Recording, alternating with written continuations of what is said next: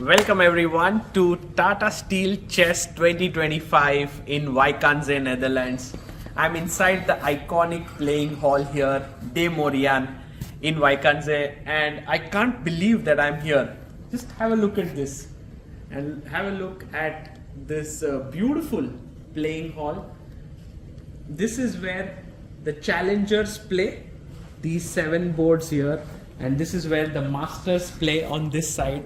And I've spent like so much time sort of writing about this playing hall, the games in the previous edition. So I'm very glad that I'm here. And what a first round we have had today. It was absolutely epic. And in this recap, I'll be telling you all about it.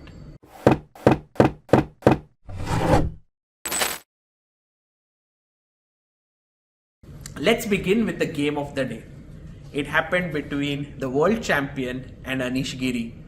Gukesh came today to Wijk because he was getting the Khel Ratna award, and he came like 3 hours or 4 hours before the game, and straight away he came here and he was playing against Anish. And let's have a look at this game because it was absolutely epic what happened here. Anish today played an outstanding game and we reached this position. So Gukesh is playing with the white pieces and he has a rook for 2 pieces here. Anish is black. Here the best move for Gukesh was to take on f2, and the game is complicated and could go either way. But instead he played the move h3, and this is a mistake. The point of course is that if you take here, threatening a checkmate, I have h takes g4 and now the queen defends it. So there's no mate. This was Gukesh's point, but Anish found an absolutely stunning move in this position and he played the move bishop e4. What a move this is. Outstanding. Because now I'm threatening to take here. If you take this, I have check, king g1, check here. You take with the king or the bishop, whatever you do, it's a checkmate. So this is a big problem. But if you take here, then I take on f1, bishop f1, and once again it's a checkmate. So this move was such a tricky move by Anish. It's in fact a winning move. So Gukesh had to take on f2. He took with the knight and came king g1. And this is where Anish Giri had very little time, but he had a winning move which he did not spot in the game. He made a huge mistake in this position. He played the move queen b6 and he thought he'll win this because now there's a discovered check here and black defends the bishop. Everything looks great, but Gukesh simply played queen f6 check, queen takes f6, e takes f6, and now this is hanging this, so he took here, check, and he pushed the pawn forward, rook e5, and here Anish Giri resigned the game because this is hanging, everything's falling. But Anish was winning, and this is what the key moment he missed in the game. And in fact, if he had spotted it, this would have been one of his finest games. So this is the moment that we were looking at, and here Anish had an absolutely stunning move, knight g4. And look at the beauty of this position. I'm threatening a mate here. If you take with the bishop, this is already a checkmate, right? And if you were to take here the knight, then of course there's queen g2 mate. And if you were to take with the bishop, this is the key move here. You first give this check.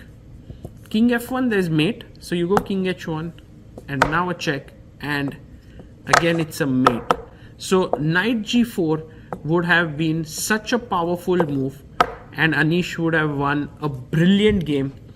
And this is what Anish missed, and this is why Gukesh won his first ever classical game as the world champion, and which is quite an achievement for Gukesh because he could have very well lost it. Now coming to the next game, actually today Indians really had a string of exciting games. Leon Mendonça was completely winning his game against Vincent Keymer right after the first few moves of the opening, and this was a big opportunity for Leon. Here he has lost some of his advantage, but in this position Leon with the white pieces, if you see, has these very strong pawns. Okay, you can just take this pawn here and you can play this position. You have some good chances as white, but I think Leon just went blank somehow. He went rook c1 here, and I don't understand the logic of this move. Actually, this was such a big mistake because Vincent simply took here, and from a completely fine position, in fact slightly better position, now it's a forced mate here, and Leon had to resign. There's no way you can protect the g2 point, and it's a forced mate. So Leon was very upset after this game. You could see it on the board. He could have started off with a win against Vincent, rather he lost. And then comes, I think, the upset of the day. Harikrishna managed to beat Arjun Erigaisi, and Harikrishna here was playing with the white pieces, and we reached this position from a dragon, and I thought Arjun with black should have taken here. If he would have taken pawn takes, queen a4, it's already a messy position. Yes, the black king is weak, but so is the white king. But instead, Arjun played the move rook c8. He was perhaps a bit ambitious, and Harikrishna played bishop d4. And now all of a sudden, this pawn is slightly weak, the rook is coming in. So he played rook d8 here. And now Hari found an amazing move. He played queen takes d8, a queen sacrifice, takes, bishop takes g7, attacking the queen. If you take here, I take the queen, you take, and I'm simply a pawn up.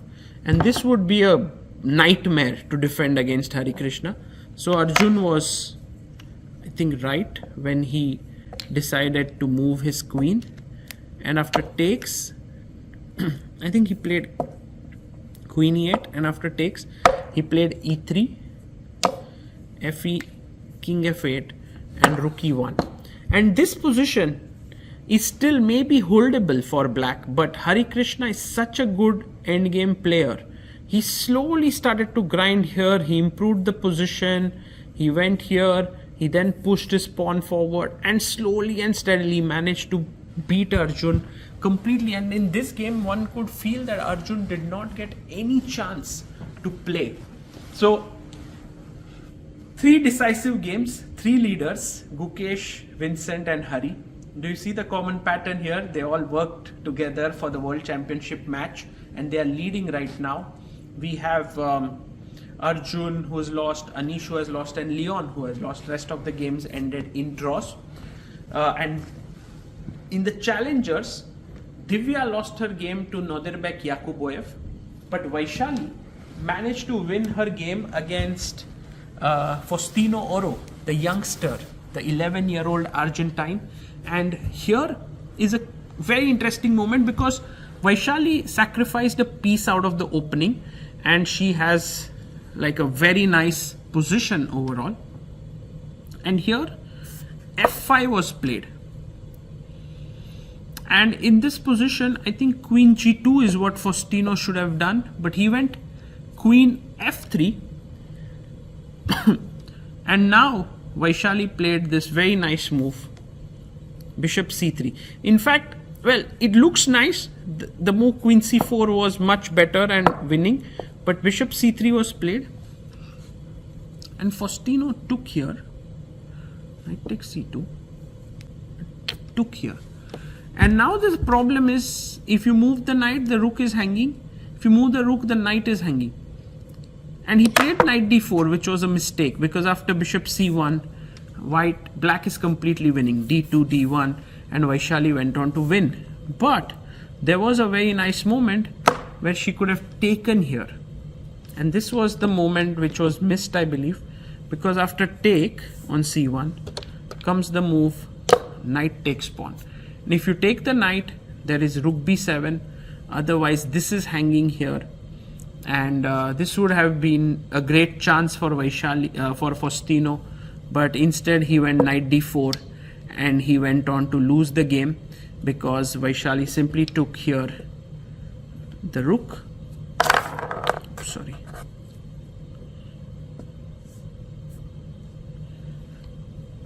And then the d pawn just went on to queen. So this is how Vaishali managed to score her first win here, and she's one of the leaders of the tournament in the Challengers. The Tata Steel tournament has kicked off with some very exciting games.